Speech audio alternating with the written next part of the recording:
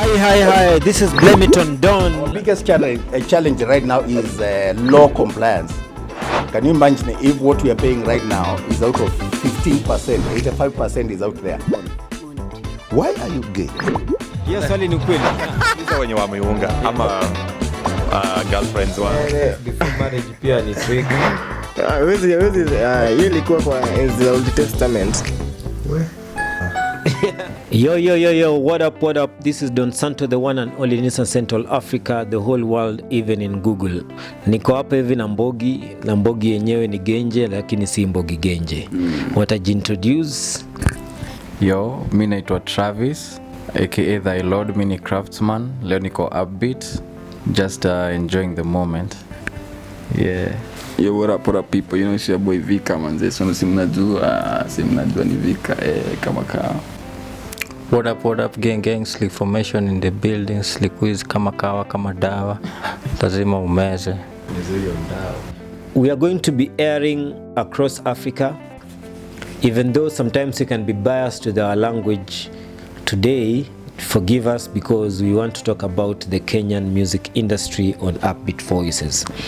Kenyan music industry is a dynamic industry, is a big industry. It has been phenomenal since time immemorial. I remember there was a time when if you wanted to record music in Africa, you either come to Nairobi or you go to South Africa. Now many countries have improved on their production skills, but Kenya still has its place. As at now, Kenya is a sleeping giant. Something has to be done to be able to revamp the music industry. I'm speaking also in reference to ile pesa MCSK aliamua kupatia wasanii. Na tutaongelea hiyo maneno na maneno mengine ndani, na pia what is ailing the Kenyan industry and when did the rain start beating us? Who goes first? I can go first. So I think the rain started beating us when we allowed too much foreign content to be played in Kenya without regulation, number one, because now it made our consumers more inclined to the outside world. Number two, we lost relevance in music. We had artists that had no vision, they had no message, they had no content, and they had no vision of all, they had no plan of how to reach this music greater heights and even go international, and not only going international, quality music. Another thing, production wise, our producers never stepped up. All they do is sample this from that. You can ask Ethic about that, but that's a different story. And then another thing, this thing called genge. It's it's being said that I live in Kenya, so I'm supposed to do some genge music, which has no identity, because the original identity was from, I think, Nameless and Issa. Those days, that was the music, that was the kind of gengeton. Oh, nasinzia. Where's that music today? Yeah, kwa genge. But it Kapuka Bumba. Yeah, Kapuka Bumba. Yeah, where's that music? Original music ilipotea. And then our artists mostly they nowadays, they stopped being artists. They are media influencers. They are social media gurus. How do you call them that? But I think that is influenced by the new digital age, because people want to really keep up with you, see what you're doing.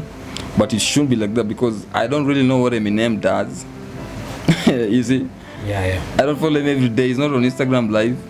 You see? I don't know, but he's still even Lil Wayne. My nigga, Lil Wayne. I don't know shit about Lil Wayne.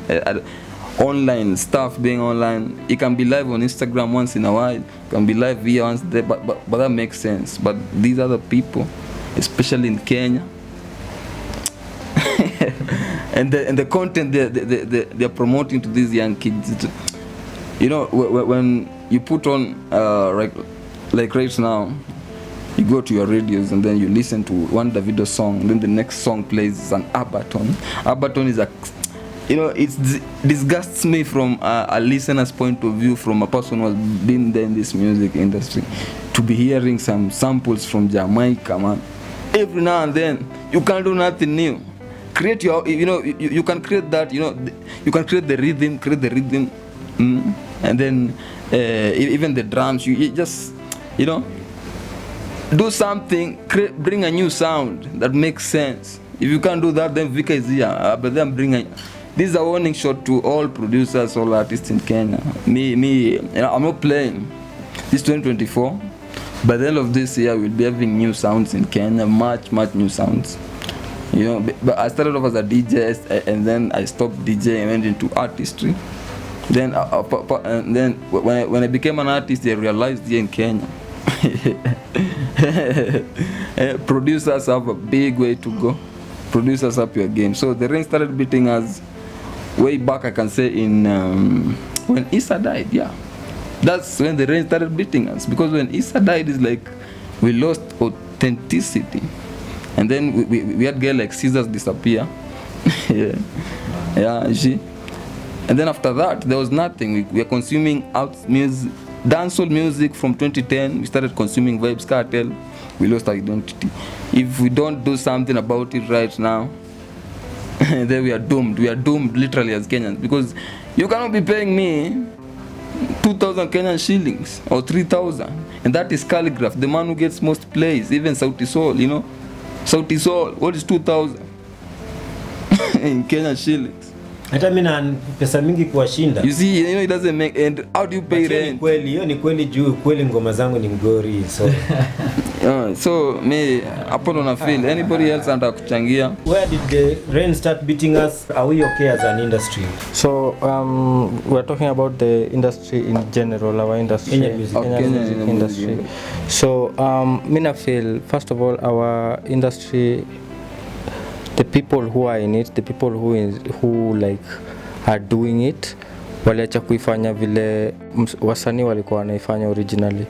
Like the original way of artists doing things ilikuwa like you are an artist, you write your music, you go to the studio, you see, you record your music. After the recording process, you know, you go to the marketing process. You record single mamoja vile tumeonesha, like you just record one song. You know, our industry, I feel like our industry is really teaching us to invest in one song, you know, like nitafute the biggest producer, nitafute the best videographer, you know, and then put all those nitaenda pale kwa ule producer mkali mwenye mimi mnajua, no names, ule mkali mwenye nyinyi mmetambua, aniambie budget ingine, like a crazy budget to record with him for the name, you know. And then I record that, and then I go shoot a video very expensively, you know, and then ni release nisikiza na mabeshte zangu, you know. That doesn't make sense, and it's like it's so hard for me to judge an artist off of one song, you know. Like it can be good, nikwambie like you're a dope artist, and then your next song is completely trash, you know. Like you know, like and you can be bad and say like you're a bad artist, and then the next time I listen to your song, I'm like, this is the best guy to ever exist, you know. So because of that, it's not wise to invest in one project. Vile industry imetufunza, unajua, I believe artists should go into studios working on bodies of work, you know, like record 10 songs, I don't know whether you call it a mixtape, an album, or an EP, you know, whatever you call it, but a body of work, you know. Record a body of work first, show me you can consistently put out music, you know, and then on top of that, after that, it's the marketing phase, you know, the marketing phase where you market the music to the artists, you know, and marketing the music to the people who listen to you, you know. So the people who listen to you, after like you've marketed it, then now you can start organizing shows. I believe like our artists should be doing tours more often, you know. Like I believe Otile should do a tour. I believe Soul were doing tours, but they stopped doing tours. Like I believe like hata kama kuna Soul Festival, and I love Sauti Sol, you know, like Ben Soul should be on tour, you know. Like Viri should be on tour, maybe together or separately, you know. just like the way Sauti Sol are doing tours, but they have not done tours like Live and Die in Africa. You know, that is a really, really good example. You know, if our artists hata sisi wadogo, unajua sisi wenye tunaweza sema tujafika, unacheki, tujipush tufanye tours zetu hata we are bringing 20 people, you know, but we are trying to do tours to like we won't need to depend on MCSK, you know. We won't need to depend on a lot of these things that we depend on. We won't need to depend on YouTube views, you know. Like it will genuinely us knowing how many people can I bring to a location, you know, at a certain location, you know. So I feel like our industry, that we are doing good. We are not that bad, but we are not the best, you know. Yeah, and we can look at other industries in Africa and learn something, you know. Yeah, that way, even for the small artists, it is much more easier to maneuver, because as an artist, when we start, you're usually a liability than an asset to yourself, you know, because your music at 200 views ain't giving you no money, you know. Yeah, there's no money from 200 views. Yeah, you know what I'm saying? So, like, we are usually a liability. Like, it's so expensive to be an artist that's putting out music and videos and marketing, you know.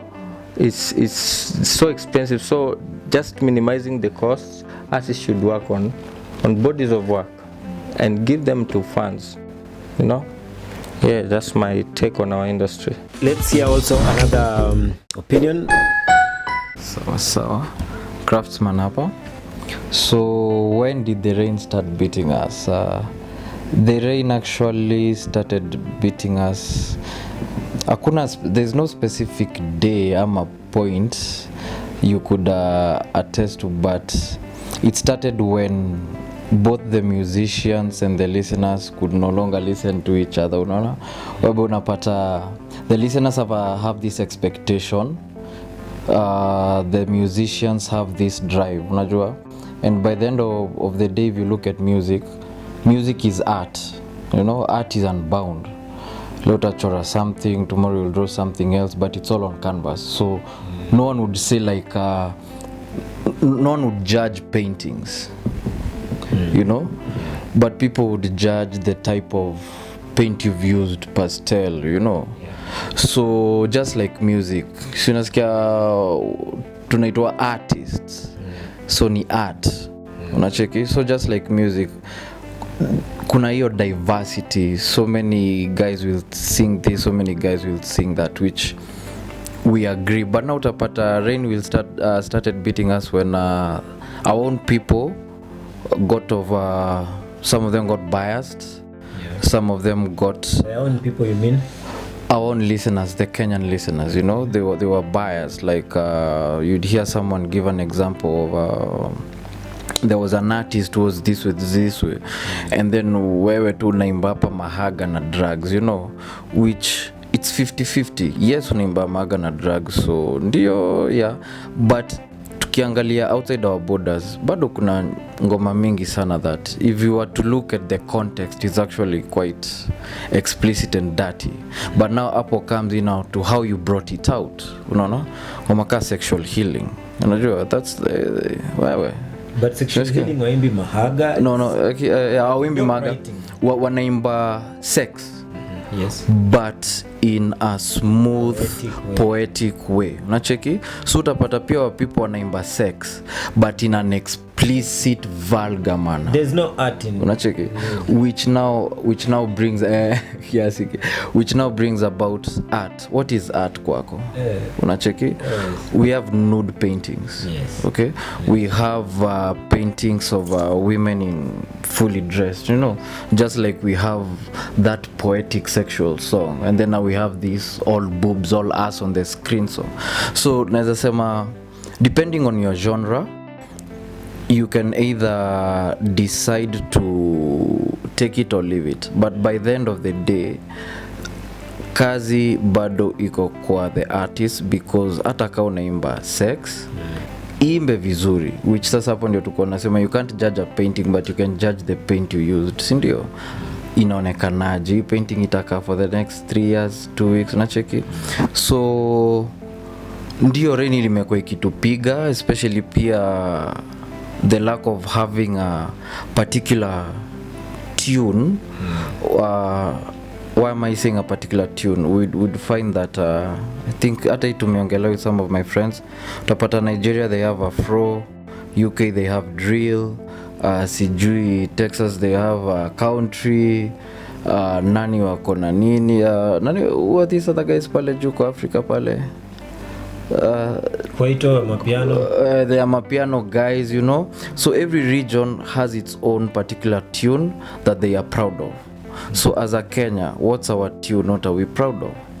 Once now we think like that, now we'll be able now to look for solutions. Is the solutions our production? Is the solutions our creativity? Is it our exposure? Unajua? So once we be able to identify where we are going wrong, which means as I say hapo, we don't have something we are proud of as a Kenya towards music as an art. Unaona? So once to identify ndio say we'll know what to do, how to go about it, who to work with, who not to work with. And also guys, mnasikia ni art, mnaniona? Hii ni art every time lazima utoe the best. Easy compromise because hii shit iko free, it's in your head. You're not paying anything to get it out of your head. Unaona? So like aulipi unaitoa hapo unaiweka either hapa kwa mdomo unaona. So if you're dealing with art, just make sure you are always striving to give the best. It sound weird but fuate do sawa, fuata hiyo quality, fuata hiyo chenye unapea and automatically do sasa ndio itakufuata.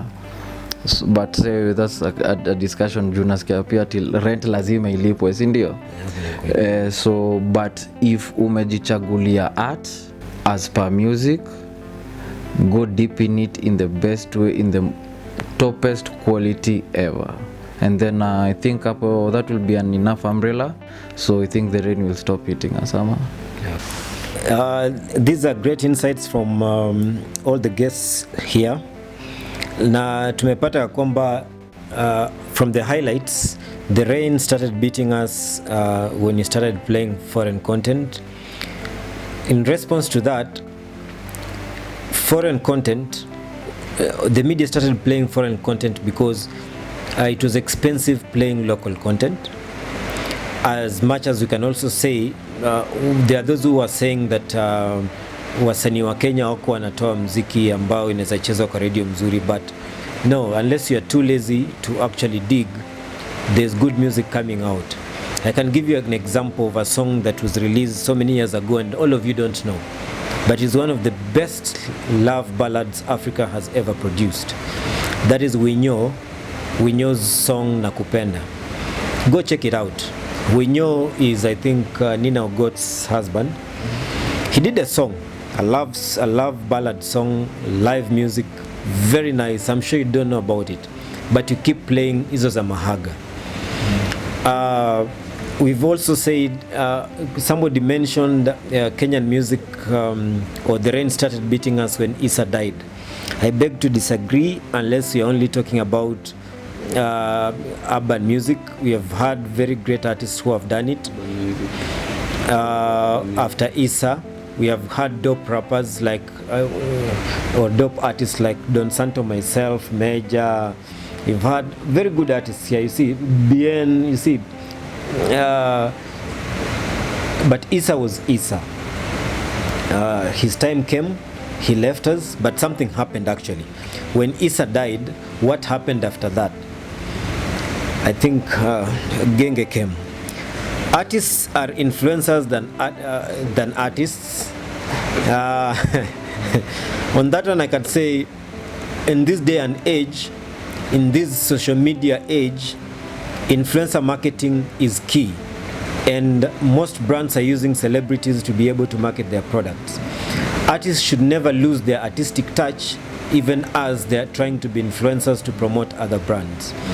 Because when you decide I'm writing a song, you're no longer an influencer. But if you bring your influencer status into the art, that is when you dilute. For example, unataka tu kuchocha watu insta na nini, lakini vitu natuambia by the way ni umbwakni. Leo nimepaka hii. Sijasema marapo wengine hapa, hata ukijitawe ni OG. So we've also raised some very important things. For example, Slick was talking about now what we put into music. Like artists stopped doing music the original way. I agree.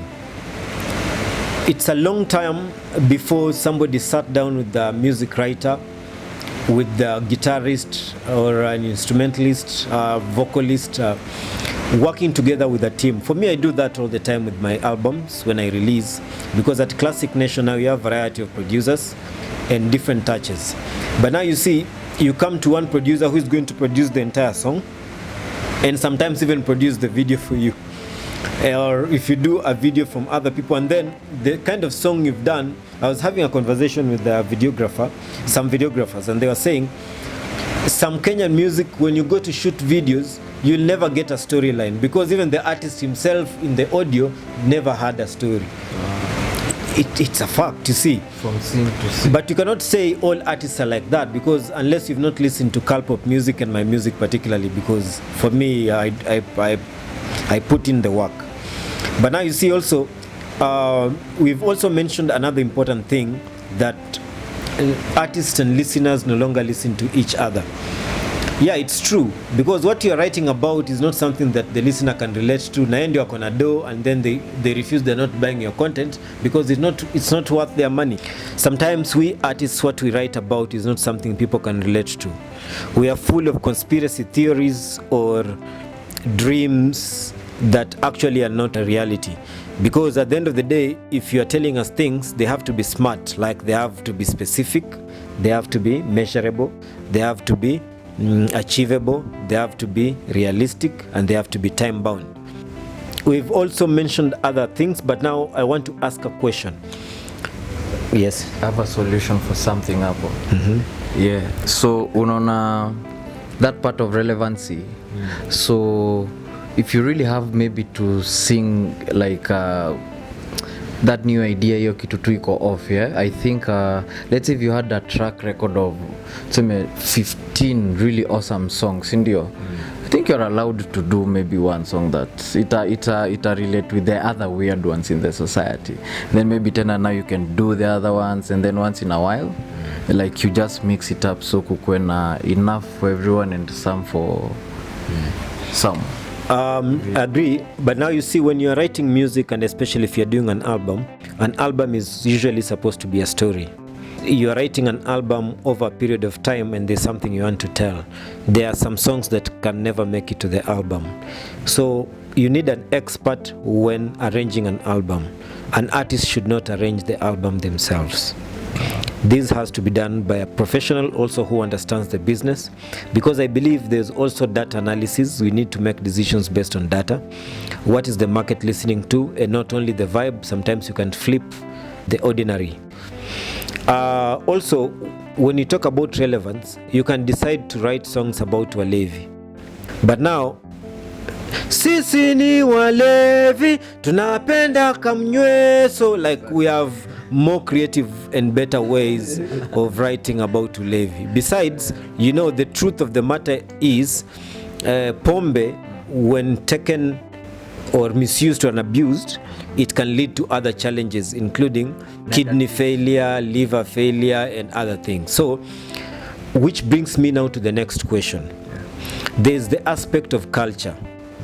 Do you think it's important for the artists when they're innovating? Because now you see there's the trend. You have also to go with the trend. You cannot be writing music ina bamba wasenye hata walikufa hata hawako exist kubai ngoma zako. Then as you're innovating or coming up with new ways of doing your stuff, are you supposed to also consider culture? My answer is yes. You have to consider culture, because remember, we are Africans. We have come from somewhere, so we traditionally have to pay homage for who we are and where we came from. So adhering to that while still maintaining to the current social factors and the trend and etc. Yes, I do believe we have to have we have to have that sanity, we have to have that control of words, we have to have that role model type of persona we bring out there, because who wants a bad society? Who wants to see your small sisters dressing naked because someone said it's okay to do so through a television and nice beats, you know? So I do believe, we should, and then eventually once imeingia kwa kila mtu how you should live with one another, then vitu zingine zitakuwa rahisi. But I'd push for that, I'd say yes. Okay.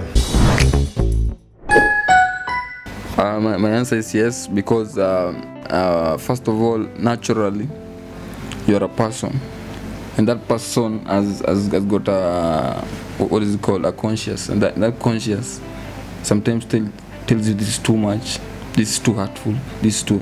The same way with our cultures, you know, we were born knowing I should respect my dad, I should marry a person of the opposite sex. Maybe I'm insisting that because there is no day you'll hear my music having gay shit, and we will condemn it every day. No diddling.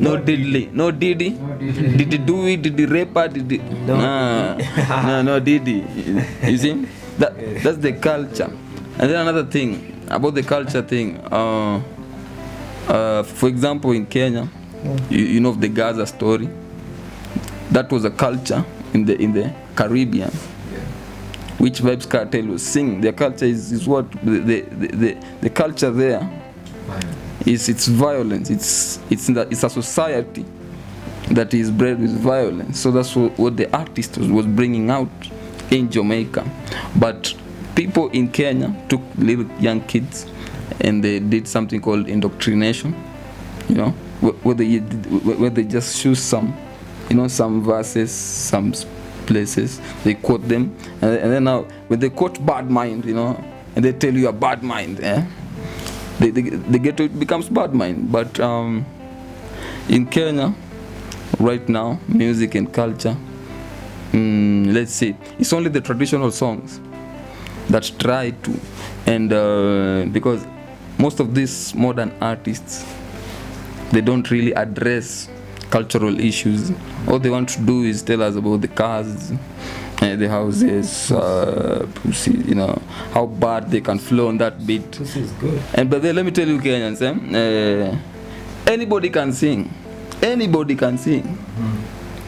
And that statement having been said doesn't make you an artist, because anybody can do that. So the fact that uko na support, uko na mtu anaweza kulipia studio, uko na mtu anaweza kutolea video, uko na mtu anaweza kupush ufala yako huko juu. But I've got to say this, some of you sing work music. Do you know why good music is not being discovered? Because mko na makuzo huko juu, mko na watu mnajua, you know, people there in the media who keep playing you, and they keep playing the little Kenyan content that is being played in Kenya. Are you getting me?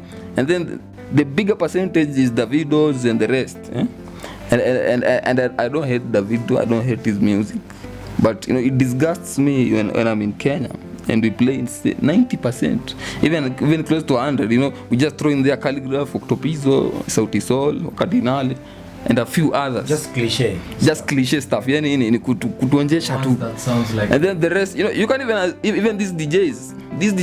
I'm calling out DJs again, because you can easily come up with a bongo flavor mix set. You can easily come up with a Nigerian mix set. But in this Kenya, you cannot come up with a 2, 3, 4 hours music playing from different artists, except you playing Miwa Cardinale or Octopizo, or these people have already made it in the industry. Awashajulikana. These people need to understand that Kenyan music needs to elevate. We are not a small country. We are a country made up of geniuses. They are very good people. They are very dope artists in Kenya. But the system is meant to rig us, you see. So how do we unclog it? Starting with the culture question, integrity, watu integrity. The same way mnakata ujinga LGBTQ, the same way. We're supposed to be demanding people to listen to Kenyan music, because if tomorrow KBC says bring your music, we'll be playing Kenyan music the whole of this week, my friend. Even any media house, wasanii watakuwa hapo nje wengi sana, na mtakosa kitu ya kucheza, na mtaanza kutuchezea hapa mahaga na beat zimesampoliwa Jamaica. You see there's a lot K-pop music. This Whizz, this is me, and I'm not saying even play me. I'm saying look for music, give us that space to bring the music for you guys to play. You know, if you cannot give us that space, I'm sure nikileta muziki yangu kesho on TV ama wapi, amtanicheza. I'm sure. Me, I know why, because I've been there. I know I'm saying that because let me just say this. Some time back, I did my first song. And then I knew what I did to get it played somewhere on some TV station. You see, I know. So because I was starting as an artist, I had never taken my music to any media. But going even to that media, getting that song played, you have to know someone, my friend. No matter how dope you are in this Kenya, unless TikTok discovers you, you're still not a discover. You people, culture muhimu. Respect, integrity, you see, love, you see, just love us, respect us, and just have the integrity. If you have the integrity, and that comes down to corruption, you see. And it's free, by the way. And it's free music. Just play my music, it won't cost a dime. And if my music is work, tell me there, and so that I can go back to the studio. Mwache kupampa watu hapa hivi. Cheki, if your brother can sing, it doesn't make him a dope artist. Anaweza kuwa anajua kuimba but hajui kuandika. Content anaimba ni, and that's how our music is going down the drain, because the culture thing, by the way, the culture thing starts with parenting at home. Your kids, because this Gen Z, what they're singing about is an effect of how they were brought up. But you can also agree on very dope Gen Zs who have chucked very dope. We have dope Gen Zs, akina Nikita. They're doing good music. They're good dope music. But I'm speaking to this side ya maboy child wenye wako Kenya, na majority of them tuko nao East Lando. Majority of these artists, vitu mnaimba wadau, as it makes sense. If unajua mi kuna words sema kwa ngoma, I'm conscious about nisemaje matako, ndasemaje sijui nini matako. Artistically you can put it like down in a matter. So actually I know the problem is. The problem is hawa watu wetu wako chini hawawezi andika, writing zero. They're not creative. Writing zero. Ni vile tu yani wewe ulikuwa mlevi ukaingia studio ukapatiwa platform, kesho ngoma ikashutiwa, ikapushiwa. Hata kwa Diamond, they write good music. They talk really dirty, but they write katoto kachafu kama bata, you know? Ndugu yangu. But it's not as explicit. It's not as explicit. Yeah, I want to po like it's sexual but in art. The same way, I don't get it. These people in Kenya, but sijui kama tutapelekwa madarasa za writing ama zini watu watafanyiwa huku, mfunzo kwanza culture, mfunzo ukiandika literature. Unajua muziki ni literature, muziki ni kama poem, unakaa chini unaandika kitu. Kuna school of music. Iko school of music. Hawaendi juu wako na studio wanaweza access, na wanaweza rekodiwa, na wanaweza shutiwa ngoma, na wanaweza tamademo at work, na wanaweza chafua, because you have the resources, money but no skill. That's the problem. Ni kama footballer tu mwenye akona talanta na mwingine akona skill.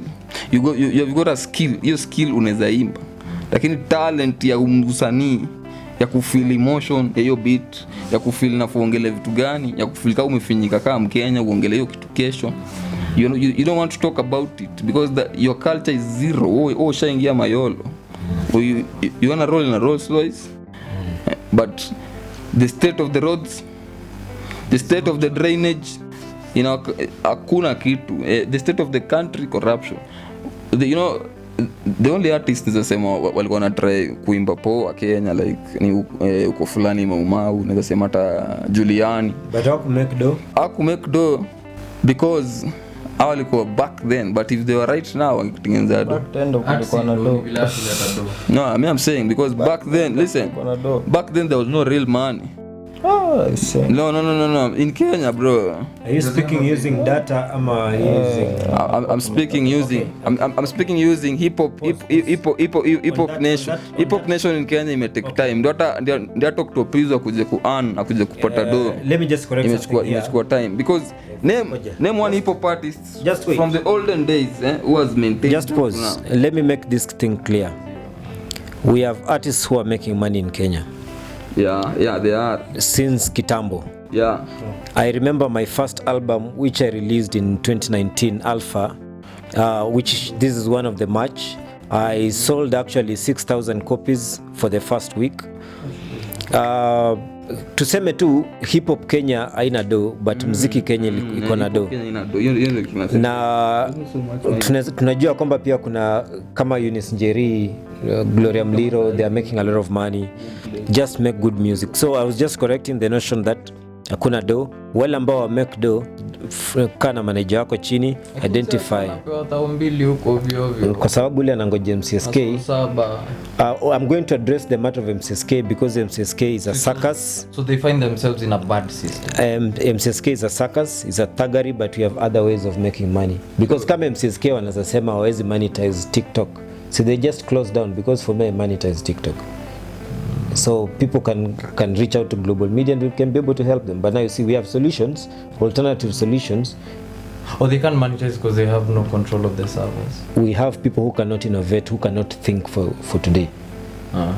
Ukipeleka mtu mzee ako na ego, the first thing ukimuuliza kuhusu ati mbona kunaenda hivi na kujibu kitu ya kijinga. You see? Do you know who I am? Yeah, do you know who I am? Na umevaa povo suti na pesa yetu. So Slick tulikuwa tunamalizia kuhusu I was finishing up. Yeah. Wamesema I'm giving a like Maumau huko fulani. Those people used to sing authentic music. Susanna we used to sing cultural music. She used to sing really patriotic songs. Even not patriotic songs, like music of the soul, music that has got something, you know. His music zetu hazina soul, hazina anything, ziko empty. That's why it cannot live tomorrow. So hata Ben Soul ana soul. No, I'm not saying Ben Soul. I'm not saying Sauti Soul. I'm saying a couple of what they are being played. Because listen, no. Don't put words into my mouth. I've not mentioned. I've not mentioned nobody.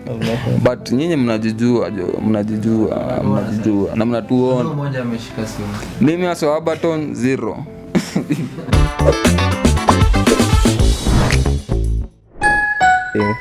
Me about playing, you know, I feel like times have really changed, you know.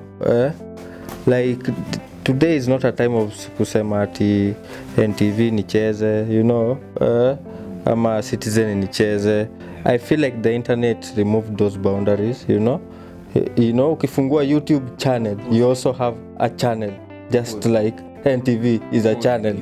You know, like I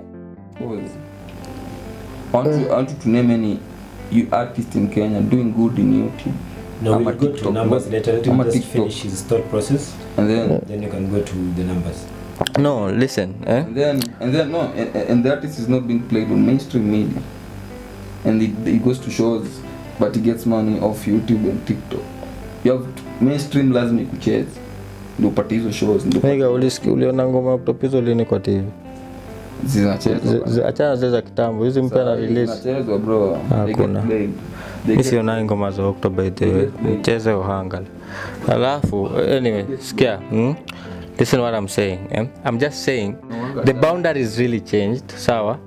Personally, to his point, I have friends with those connections that are playing every don't even you do not know them. You know, so they're getting played, but like I'm telling you, you do not know them, and they are playing every day. You know, like people, the kids of today are not watching TV. But there are people. No, like What I'm saying is, my point is like tujiangalie tu sisi wasanii, like our culture, like right now for you to penetrate the industry, you know, like you need to work on your distribution really well. Like Mwaki is our best song that we have distributed well.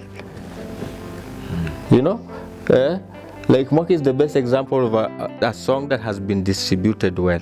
I don't know what happens because we have artists that are signed to big labels, but somehow are not getting the proper distribution. You know, like they're not getting. I feel like our distribution, how we get our music out there, is the problem. You know, like we do have really great music as much as we have terrible music. Let me just say, maybe the terrible artists just have better marketing skills. You know, yes. It's the notion of sex sells. You know that. But also on time. Sorry, you reminded me something that I wanted to say. On that note, sex has always sold in Kenya. You know, kutoka kitambo, hata no, even the songs that used to hit in Kenya kitambo, Juala ndio nahitaji, you know, welcome, like this, like it was still those type of songs, you know. It was artistic. Here's one thing. I know where the problem. Here's one thing. Yeah. To get, I know where the problem. before we mix issues, we've raised very important things, spoken about distribution, spoken about all these things.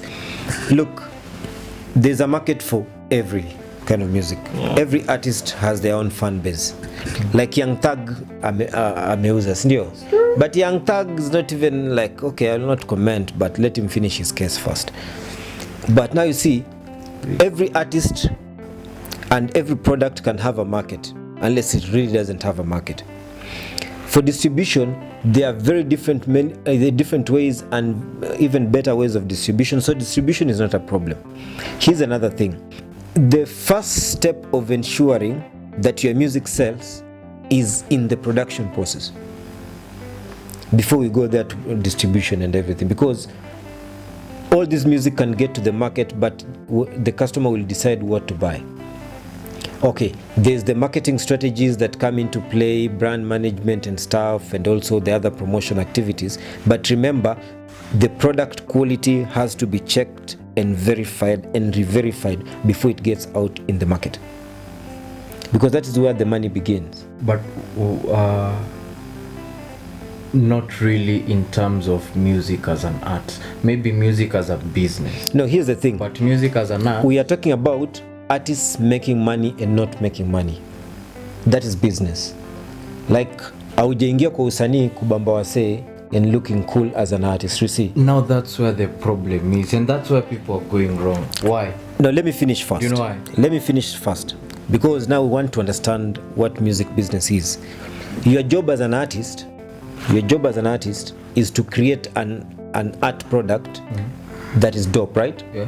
But you are the artist manager, the studio manager, and other promoters and event organizers. They are not with you during the creation process. Their job is to take your product and sell it to the market. Now, once you've released your first release, it's in tandem for you and your team to sit down and look at your numbers and demographics and like look at the entire data, how it behaved, so that you know your next releases, how they are going to sound and work on, while you as an artist remaining authentic. What if you don't have a team? We are looking at people who want to make money.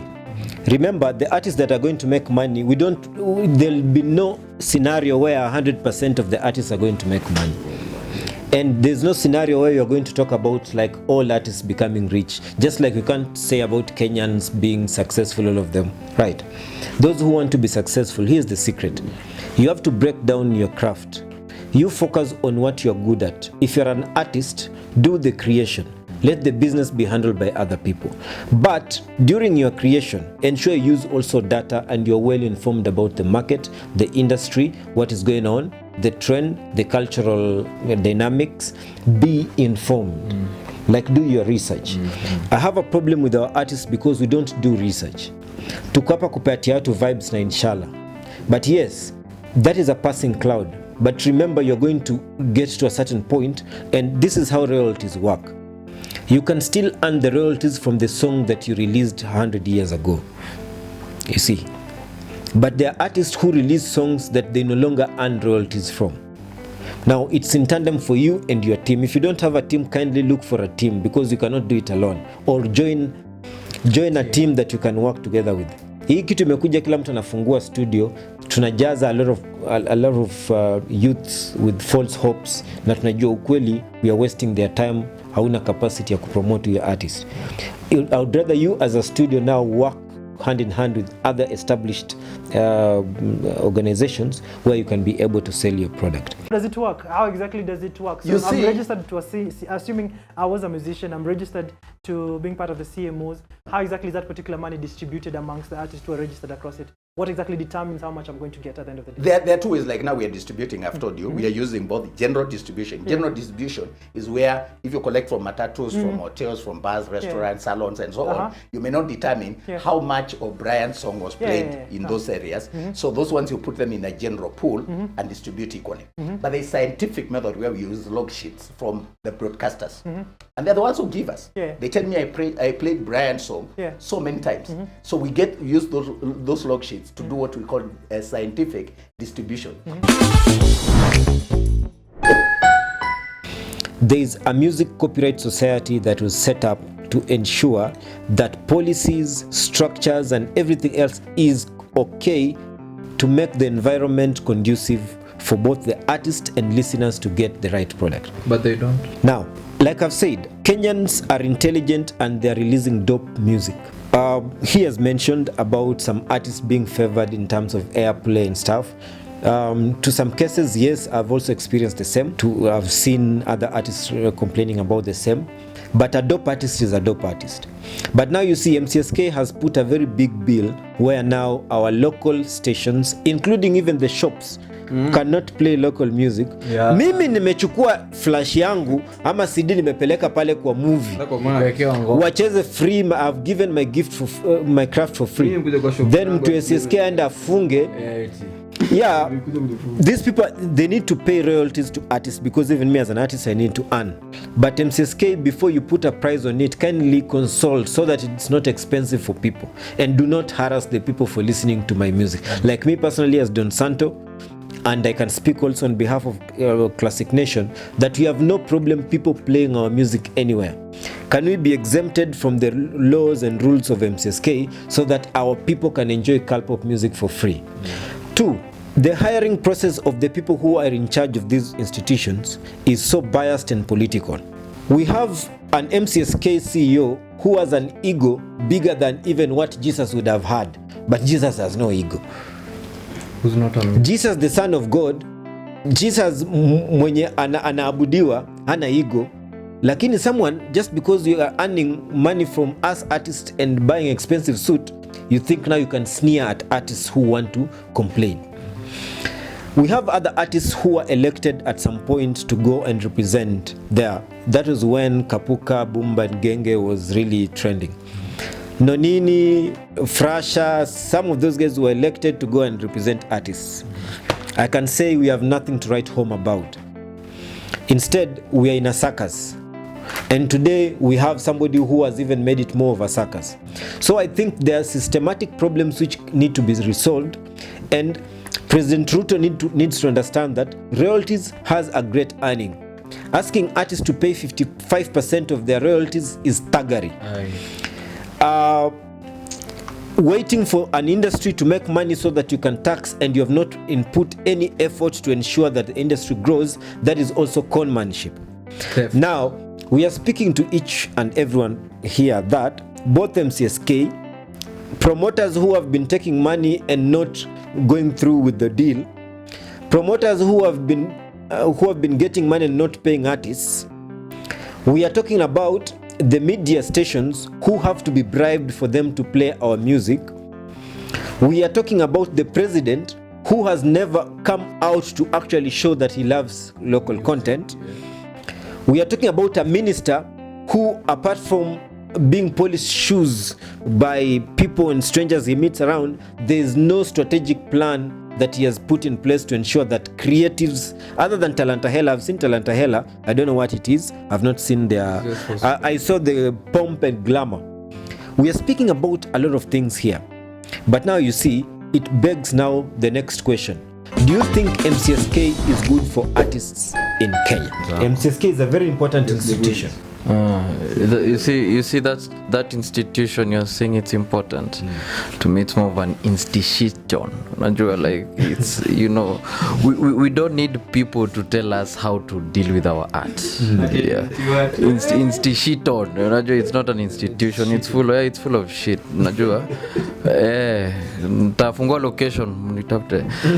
So we cannot have old guys seated on desks who cannot even sing, who cannot even write music, and then giving us advice. Ndio wanatuambia as musicians the way. Yo, I've flipped a finger, but for the screen you won't see it. So for me, that institution should not even exist. I think somewhere someone should be smart enough to come up with an app that sijui kaita include watu wote, and then with this pay bill so ukifanya they get their money direct, but an idea has to emanate from the individuals who kunje either ikwe a business that will support the music fraternity, but for me that institution cannot. Reason being, one, it's too political. Anytime you put politics anywhere, you've just ruined everything, unajua. Two, it's run and held by the wrong people. None of them is a music wako. They can't. None of Ezekiel Mtua, don't know which song he has. Yeah. So how can a cripple advise an athlete? How? Haiwezi iwongo. 2, 3, I'd say they lack the systems, they lack the systems. It's the truth though. Yeah, you've never walked in your life, but here you are trying to advise a runner. The system, respect to people living with. It's an example, yeah. So 3, the systems they have, unajua, they're not on point, like Z. Everything to with them Z. I know they even smell funny, so MCSK kwanza, you should be disbanded. Like all of you go home. Then we come up with new rules and regulations with a new body. You get me? Yeah, that's the only thing we can do right now, because if we can take out Mutua, and then another Mutua will just come there. No, instead of putting another Mutua, you just appointed on SANTO. Okay. Okay. Here's the thing. You can appoint Don Santo, but still Don Santo, is like giving orders to dogs that are already full. I'll fire those ones. I'll fire any. So we do appraisals, performance appraisal. Fire anyone. MCSK should be, because first of all, what the fuck? That person drives, I don't know which car, but I know it's a fancy car. With our money, big suits, he goes to fancy places in the name of music. I'm the MCSK. What the fuck, nigga? We're in Africa, we're in 2024, and we're telling you, Mr. Mutua, Ebu, in this camera, we are coming for you, Ruto. You need to fire. It's called Alfred. Is Alfred Bruno? No. Ezekiel Mutua. Even that, even yeah. Not ask. Ezekiel Mutua should be fired by like tomorrow, because we are tired. Mr. President, let me ask you, because I'm addressing the President of the Republic of Kenya, Mr. Ruto. No, that's what Rao calls you. Cut that. I'm talking to the President of the Republic of Kenya, Dr. Ruto. My friend, tunaumia sika wasanii. Hakuna, hebu niambie 2000 itakulipia rent wapi? No ni calligraph. Me, I'm not calligraph. You see? Ama mnatupuuza. Like maybe calligraph uzangi. hata maybe ama calligrapher uzangi ndio ama calligrapher uzi hata wakadinali hata sauti sola wa uzangi by the way, you know, ama their music doesn't get played ndio their music doesn't play in Kenya ndio ama tuseme hivyo because it's crazy and I'm makes sense. Maybe I'm ready but the Stop giving us houses, give us good systems. We are talking here but very soon new wasanii wa Kenya itabidi tumewaita tu mahali okay, like sign petition, we will start this thing online man. We sign petitions for Ezekiel Mutua to go home and then we start we have new rules and regulations and a new president and a new team, a new generation. Wacha watu wazee mnatokea hapo kwa ofisi and the mtu alikuwa anasikiza Lingala 90s man, that aniambia nini saa hii you see the laws, you the problems we have, no laws, no nothing. Let me find you arresting a person ati amecheza muziki yangu. Mimi nimeingia studio, nimetake time yangu, nimefanya vitu zangu, nimeweka ngoma mpaka kwa CD nimempelekea ama kwa flash. Alafu unataka kumshika. Alafu hiyo do ukishamshika, alafu ile pesa unanipatia hata haitoshani hiyo license. Atachukua hiyo one single license. It doesn't make sense to my head. One single license ina cost 5,000. How much? 3,500 to play music, local content. Alafu you send out to sold that 2,000. What's wrong with you people? That's why we just need a new music copyright society in Kenya so that we can even be confident as artists man. We say I don't hope Kenya na MCSK for real.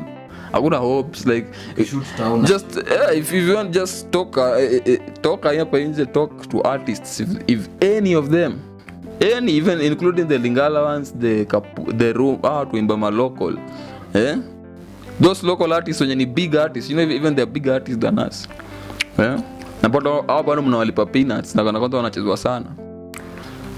Music Copyright of Society of Kenya should be disbanded and a new team. Mr. President, do something, or we will do something because we are also tired. MCSK is an institution that exists, like every country has its own MCSK, you know, but ours is just rigged. Unaona, sasa tukiuliza kama is a necessary thing, it is very necessary, ndo maana ilikreatiwa, lakini sasa yetu iko na mashimo, iko na mapanya na viraka, kunguni, yani parasite zote tu zenye zina unajua kikulacho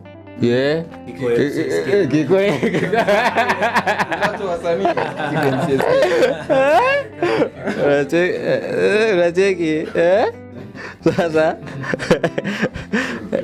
like MCSK ndio inatuumiza sana kwa wasanii, especially people who don't do research, you know, like people who are just artists, you know, and young managers, and you wanaenda tu wana sign up, unajua, like asking no questions, doing what and what, you know. It's sometimes it's hard kwa sababu it's something itakusaidia kwa kesi. Ukiwa na kesi MCSK itakusaidia kama ulikuwa umeregister huko, unacheki lakini labda register tu for that purpose.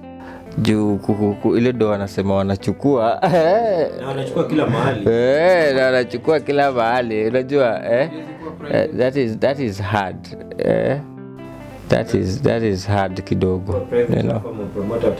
Yeah. So yeah, that's what I have to say about MCSK Whizz gang.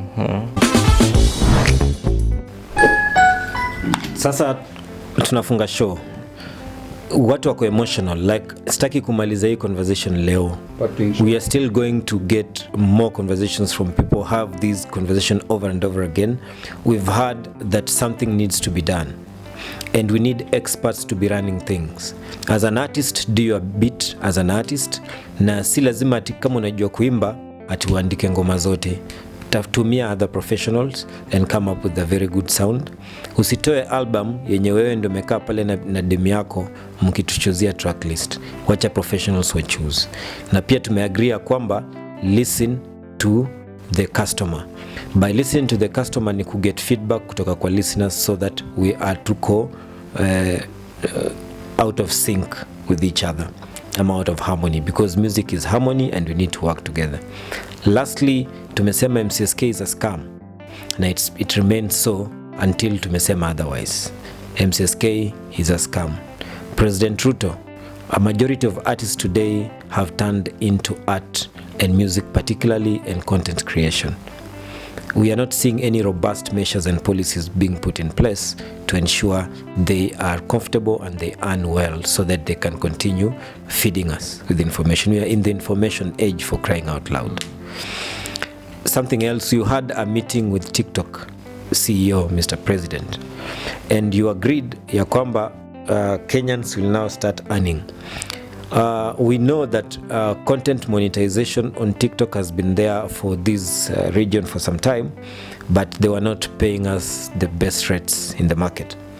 I don't know what you discussed about, but we saw the videos and the PR and the Twitter hashtags or X hashtags, but we don't know what materialized, and you have not seen anything good from TikTok. On the same, we were talking about some explicit content. Artists, ukitoa explicit contents, please, our media stations play them after 11 or midnight, because our kids should not be watching. Finally, TikTok is also showing us some explicit and X-rated content. In Kenya, it is not filtered, it has not been controlled. Mr. President, you said you're going to, you actually discussed on how to deal with this. It has not been done.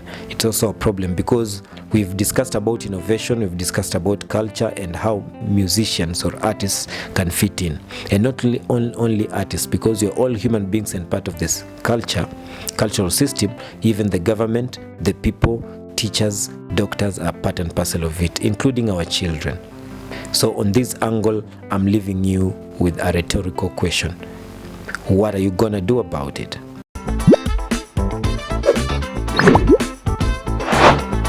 Opinion yako ni nini kuhusiana na hiyo statement? Sasa